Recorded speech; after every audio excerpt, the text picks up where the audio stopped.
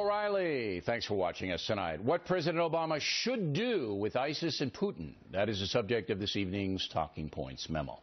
The ISIS terror Nazis have murdered a second American, journalist Steven Sotloff. As with James Foley 2 weeks ago, they posted the beheading on the net for the entire world to see, proving once again that Muslim terrorists are as barbaric as the Third Reich ever was. By killing 2 Americans, ISIS has declared war on the USA. So President Obama and Congress should declare war on them and other Muslim terror groups.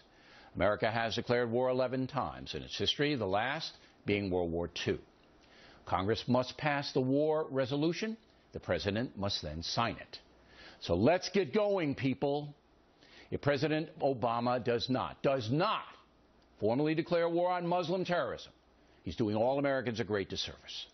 We need to send a powerful message to the world and stop the nonsense. You simply cannot have a group of people murdering Americans for political reasons. That is an act of war, period. One caveat: once war is declared, you fight it smart. No need to occupy countries as we did in Iraq and Afghanistan. You hit the terrorists in all kinds of ways. The declaration just means the world knows we mean business.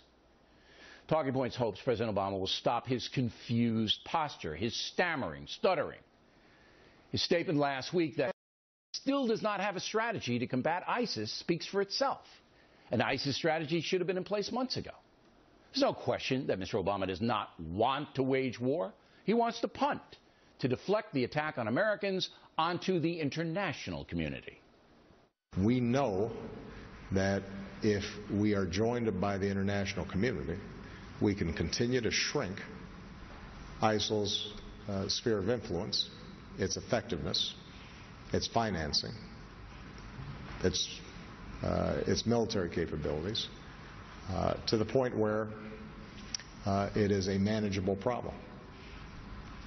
And the question is going to be making sure we've got the right strategy, but also making sure that we've got the international will to do it.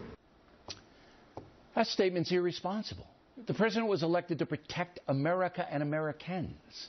The international community has nothing to do with that. Now, if Mr. Obama can rally the civilized world to help us, great.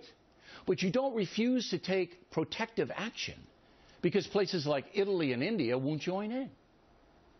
It is long past time for all Americans to demand that their president protect them. It's that simple. Teddy Roosevelt's basic philosophy was speak softly and carry a big stick. With the Obama administration, we basically have speak incessantly and carry nothing. As a nation, we're united. And when people harm Americans, we don't retreat. We don't forget. We take care of those who are grieving, and when that's finished, they should know we will follow them to the gates of hell until they are brought to justice. Because hell is where they will reside. Hell is where they will reside. I'm sure that has ISIS quaking. Despite the dangerous chaos overseas, some on the left continue to give the president cover. New York Times columnist Thomas Friedman, usually a level-headed guy, wrote today that ISIS is not a threat to the American homeland. Amazing. What is Mr. Friedman talking about? These people have sworn to kill Americans anywhere in the world. Is that not a threat? Friedman also says that President Obama should not overreact, and that's the liberal line, that President Bush overreacted in Iraq and hurt the nation. The other liberal line is we can't antagonize the terrorists. Every time there's a drone strike, that's the best recruiting tool for al-Qaeda. This guarantees the cycle of violence will go on. Every time we kill the number one person, there's another number one person. You're creating more terrorists. Every time you kill an innocent family, then almost all of the young men, at least in that family, is going to be aroused to with an absolute and total hatred of America and a desire for vengeance.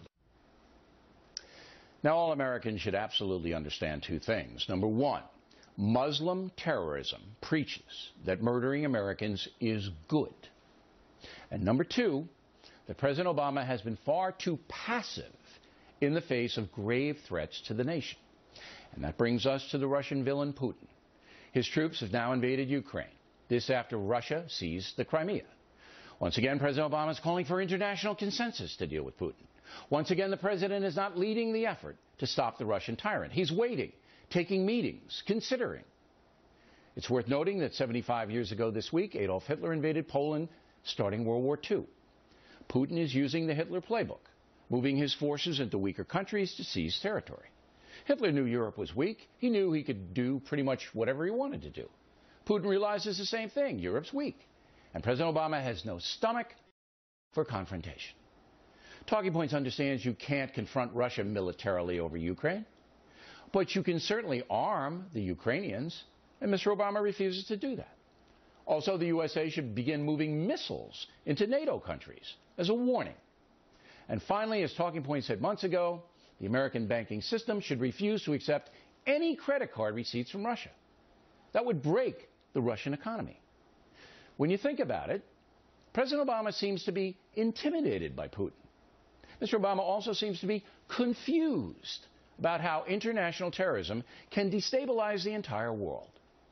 It's obvious the president has not thought these things through, has no strategy to confront them, and is putting America in danger. Or am I wrong? And that's a memo.